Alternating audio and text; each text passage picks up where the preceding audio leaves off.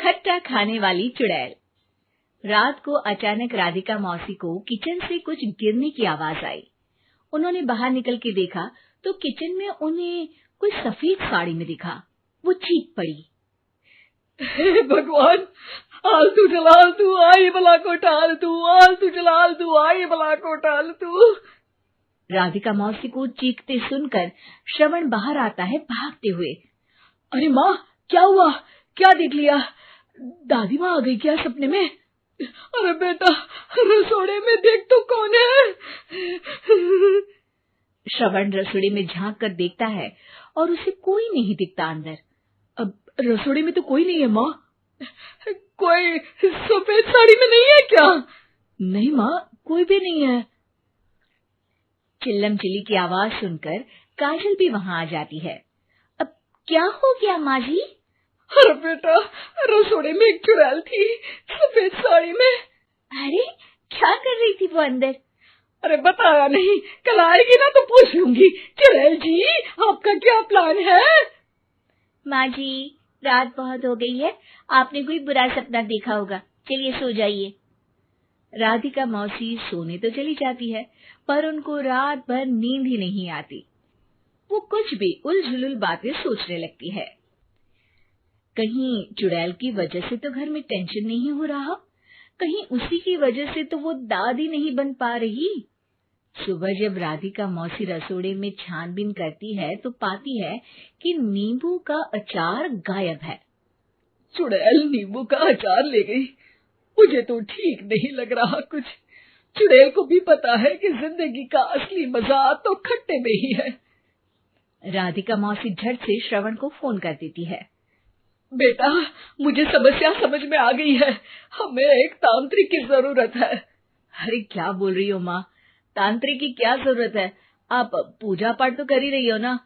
आलतू जलालतू मंत्र सारे फालतू जैसे कुछ मंत्र पढ़ो, चली जाएगी अपने आप चुड़ैल। अरे नहीं बेटा, कभी चुड़ैल को कम नहीं समझते। अरे तुझे पता भी नहीं चलेगा कि कभी वो छल करके काजल की जगह घर की बहू खुद बन जाएगी। क्या माँ, कुछ भी बोल रही हो? कहाँ काजल और कहाँ चुड़ैल? वैसे एक बात बताओ, काजल को अगर गाने के लिए बोल देना तो चुड़ैल काजल की आवाज सुनकर घर तो क्या, धरती लोग छोड़कर चली जाएगी। तुम ना पढ़े लिखे बच्चे हर चीज को मजाक समझते हो। तुम रहने दो, मैं खुद ही तांत्रिक को बुला लेती हूँ। अच्छा सुन, शाम को इमली लेके आना। क्या है कि चटनी खाए बहुत दिन हो गए है ना? नहीं माँ, इमली तांत्रिक से ही मंगवा लो ना, आटा वगैरह भी उसी से पिसवा लेना। देखो मुझे काम करना है। श्रवण रात को कई तरह की सब्जियों के साथ माँ के कहने पे चटनी के लिए इमली भी ले आया था, लेकिन राधिका मौसी के दिमाग में अलग ही फिल्म चल रही थी।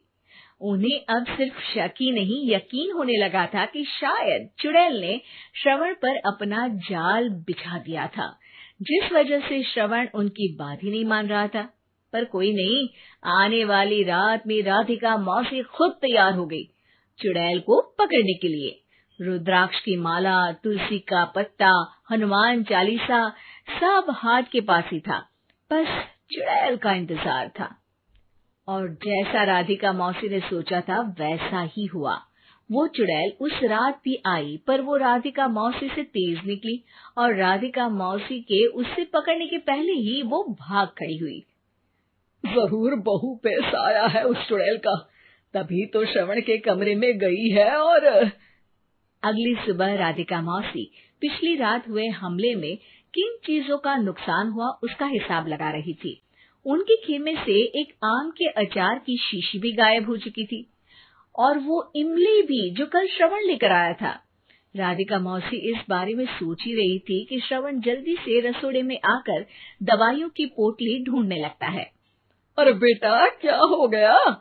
अब माँ, वो काजल की तबीयत खराब है, बहुत घबराहट हो रही है उसे।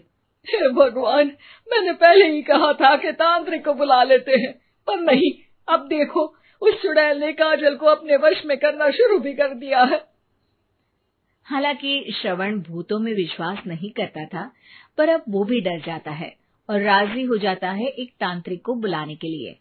कुछ ही घंटों में तांत्रिक आ जाते हैं और राधिका मौसी तांत्रिक जी को सब बता देती है। घोर संकट, घनघोर संकट, चुड़ैल को मारू जोर चाकट, ओम भट स्वाहा खटखा के आहा। अरे ये क्या मंत्र है? मेरे खुद के ओरिजिनल मंत्र है, कल रात को ही लिखे हैं, अच्छे लगे तो दाद चाहूंगा। एक और मंत्र सुनो। अर्ज किया है आब्राकडाब्रा, दिल्ली बम्बई आगरा, चंदा मामा सोवरले सुरन मामू जारा। ये मंत्र है? अरे कोई 40 वालीसा पढ़ो ना। वक्त कम है, 40 नहीं पड़ेंगे, 20-25 में काम चलाना पड़ेगा।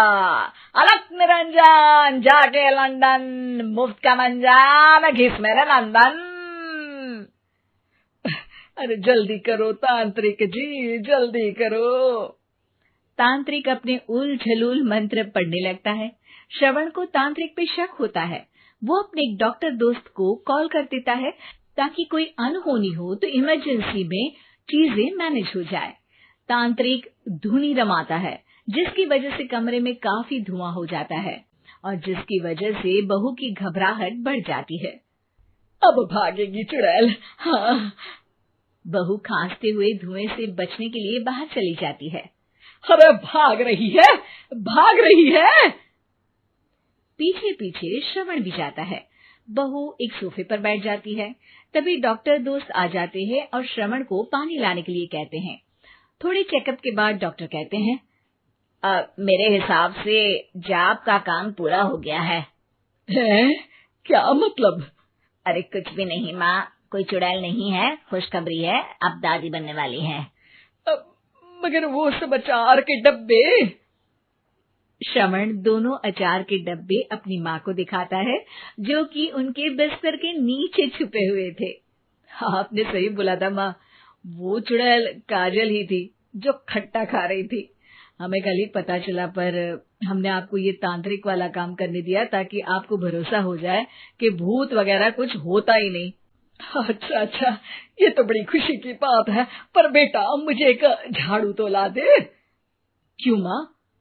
ये तांत्रिक का भूत उतारती हूँ मैं। अब तांत्रिक राधा मौसी के डर से घर से भाग निकलता है और राधा मौसी उसके पीछे भागती है। अरे संकट ये घनघोर है, तांत्रिक मुआ चोर है।